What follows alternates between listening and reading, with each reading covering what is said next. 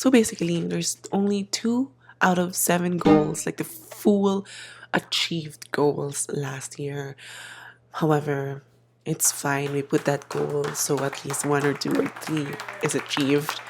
And I'm happy that I have 2 out of 7. Hey everyone, welcome back to my channel. My name is Kath, and in this channel, I love sharing my experience here in Canada as an immigrant, whether that's finances, career, or just navigating life abroad.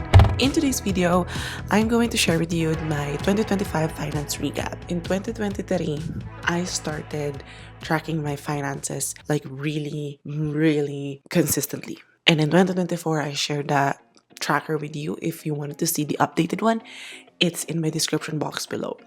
So that's what I've been using to really track my finances. And it has been life-changing for me to see all this data that, could potentially help me to plan ahead for my future, for myself, and for the people I love. Last year, I created a video of recapping my 2024 finance activity. So it's like the income, the expenses, my debt, my savings and investment.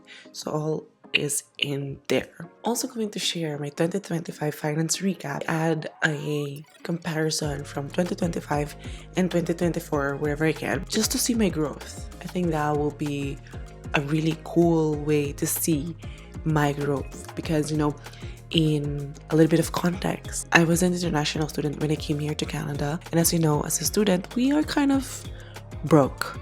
I moved out to a bigger place with my boyfriend. Unfortunately, there were some unfortunate series of events. My mom passing, my partner's things. I got injured and I don't have any insurance. And I was just stuck in this mindset that I'm not good enough to explore other career. I'm not good enough to increase my salary, and I'm not good with money. That's basically where I'm stuck with. And also, I lack education, financial literacy about how money works here in Canada. And that's why in 2023, I started trying to research about money, trying to research of how can I improve my skills and try to understand why do I have these limitations, ideals about myself. So that started in 2023. That's why I started tracking my finances. It was really heartbreaking to see my annual income and the way I spent in 2023. And so in 2024, I was really focused. I was really motivated to really track my expenses, improve myself, just believe a little bit more. I can do things. I can do hard things. And I would say, I have 12,000 credit card debt. And that doesn't sound big for other people, but for me, that's massive. I'm an immigrant and I'm just starting my career here, my life here in Canada. And having that amount of loan of utang is kind of draining, it's a big baggage on my back. I couldn't focus, and I'm always just stressed out about it. And I think it also comes with a trauma when my parents had kind of a money problem. In 2025, my goal is to aggressively pay my credit card, aggressively make sure that all the bills are paid. And that's why today I'm going to share with you 2025 finance recap. And I prepared a presentation for you guys. Of course, I'm extra. Before I go to how much I spend, how much I earn in 2025, I wanted to share with you my goals for 2025, my financial goals in 2025. These are my goals. Pay off 12,000 credit card debt. I remember saying that either 20% down or zero. Save up and invest total of 3,000. Emergency fund of 3,000, hopefully. Visit home in Philippines. Going home to the Philippines is actually a lot of investment. Open RRSP or FHSA because in the future buy a house, and these are great accounts to invest your money now so that in the future you have that money to pay a down payment for your house or whatever. And increase monthly salary. Unfortunately, the jokes is on you, well, me. Okay, so unfortunately I wasn't able to pay off the full 12,000 credit card debt. However, I ended this year with under 4,000. Winter's always hard for me, so I am expecting that 4,000 might go up a little bit. Hopefully not. I think it's still a win. I think going from 12,000 to 4,000 in a year with all of my responsibilities, with me helping out with the rent more, with me paying most of our groceries every week, and me being able to pay my sister's car insurance from August. I think being able to put it 4,000 from 12,000 is already a big win. But I will take it as a win still. But for now, we'll put X until it became zero.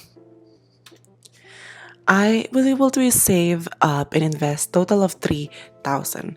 So this is a mix of my investment, my TFSA investment, my emergency fund, travel to Philippines savings, car savings. It's a mix of savings and investment. But my actual goal for emergency fund is 3,000. 1 month worth of my expenses, 3,000. And it will be really helpful to have 3 months of emergency fund, but it's just hard, guys. It's just hard to keep up, and everything's expensive now. And I know this is emergency fund is only for emergency, but like it's hard to keep up of having that 3,000 consistently in my emergency fund. We save emergency fund for the sake of spending it when we really need it. And as you may know, I did not go home and visit Philippines in 2025. Unfortunately, this year I'm gonna put that again in my goals, and I will make it happen because it's my dad's 70th birthday. Open RRSP or FHSA. I decided in the middle of the year that I'm not gonna open RRSP or FHSA because my money is gonna be locked there, and I'm not ready for that. Maybe in the next year I'll try to start opening up. Increase monthly salary. I did increase my monthly salary, had different source of income last year too, so that was great. Abundance mindset. I decided I did not achieve this because I could have opened up a lot of doors for me last year, but I didn't because I just think that I can't do more. So basically, there's only 2 out of 7 goals, like the full achieved goals last year. However, it's fine. We put that goal so at least 1 or 2 or 3 is achieved. And I'm happy that I have 2 out of 7. All right, so let's go to the money review in 2025. And of course, we are going to start with our annual income, comparing 2024 to 2025. Amazingness!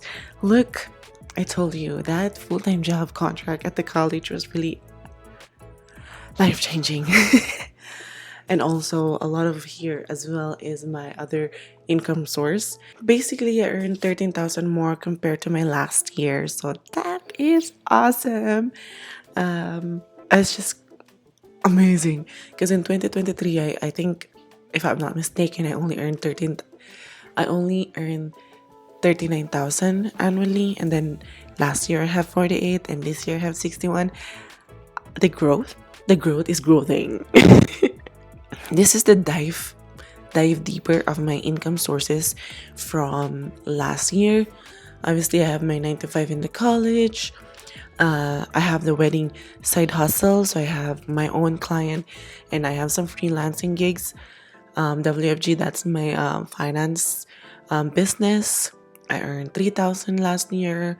Well, simple. This is dividends. I have $65.22.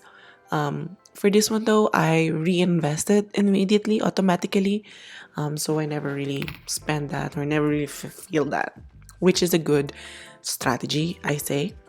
Government, I received 990 reimbursements, templates. I've only sold 1 template last year. I can't remember what other gigs are. Probably just random serving job when it's needed. I have $530.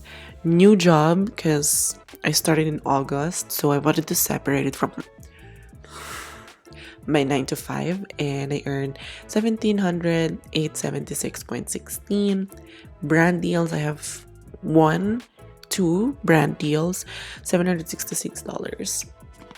So it's nice to have those in my income sources. 60% of my earnings came from my 9 to 5 college job. And then the second one is the new job.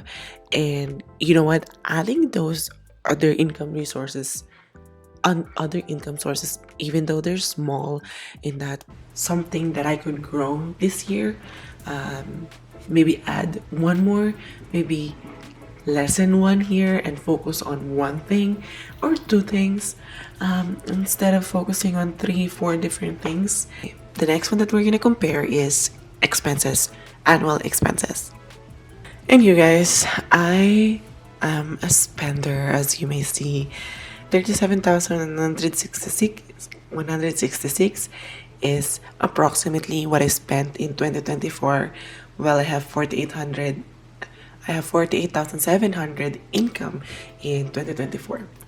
In 2025, I have 51,990 expenses and I have 61,700 income. So this is inflation, life inflation, and just economy inflation, I think. But you know what? This year I took on more responsibility. Instead of me paying 1,200 every month for this rent for our house, I've been paying 1,400 and sometimes 1,800 per month for our rent of the house, just to help things out. And I've mentioned earlier, I was paying our grocery stuff more this year, and my sister also had her babies, twins.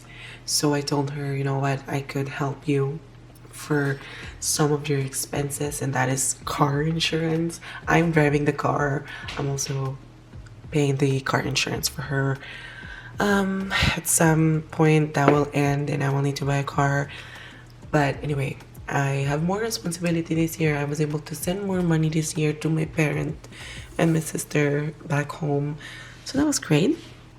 This year I dine out even more. I tried to experience life more. This year too, I got my G2 license.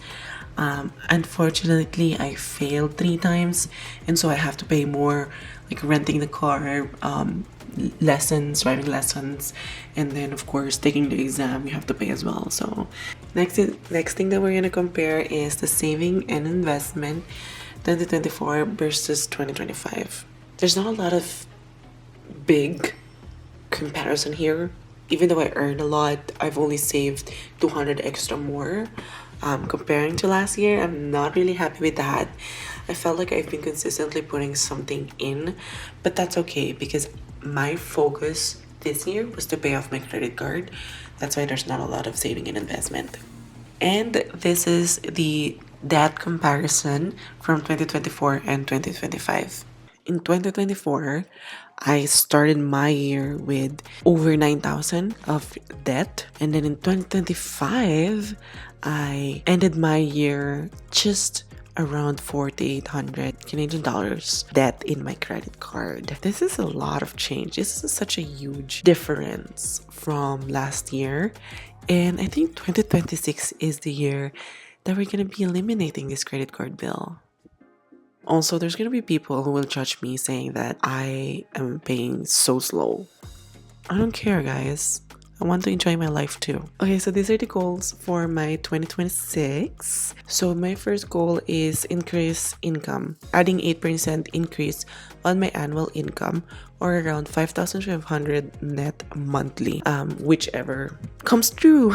8% is because that's basically inflation.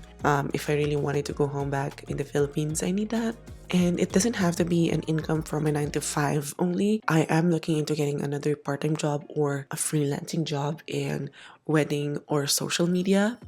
I am thinking of stopping my financial business. I just don't think it really matches me or my skills or my passion anymore. I think I like teaching this, I like learning, but handling clients, it's a lot of work, yes, but also it's your clients' money and personal hard earned money, and the weight of that is just so much bigger than what I am giving. Very unfair for them and very frustrating for me. So I am going to focus more on what I am doing now and where I am good at. And then emergency fund, 2,500 emergency fund. This is my 1 month expenses without any other subscriptions or stuff. By the end of the year, I have 2,500 in my emergency fund, or consistently have that fund in my account. This year is gonna be the year that I'm gonna be credit card debt free. My balance is gonna be zero. I'm gonna do it. I'm gonna make it possible this year. I'm so excited. Another goal is to have a weekly check-ins with my finances. My goal is Saturday evenings or Sunday. Goal is Saturday. If I couldn't, I'll do Sunday. And then this is the biggest one, which I think will affect all of my goals, is visiting home or visiting Philippines. I added here the number of what I think will be my budget. Flight going back and forth is 2,000. My budget going there is 3,500. I don't know if this is enough, but this is just gonna be it. I just can't have a lavish, luxurious vacation then. I just want to see my dad and my sister. I haven't seen them for a long time. You know me, I want security, I want to be safe, so I'm thinking of saving up another extra 1,000 for any emergency travel fund, or if I need more money. How I want to feel in 2026. I want to feel more secured and want to feel safe. And I think all of my goals answer to this. So if I have 2,500 emergency fund, I feel more secure. If I am earning 8% more, I feel more safe, basically, because then I know I can pay the bills. And that's basically it for my 2025 finance recap. How about you guys? Have you done your finance audit from your last year? How was it? How do you feel? Let me know in the comment section below. See you in the next vlog. Bye!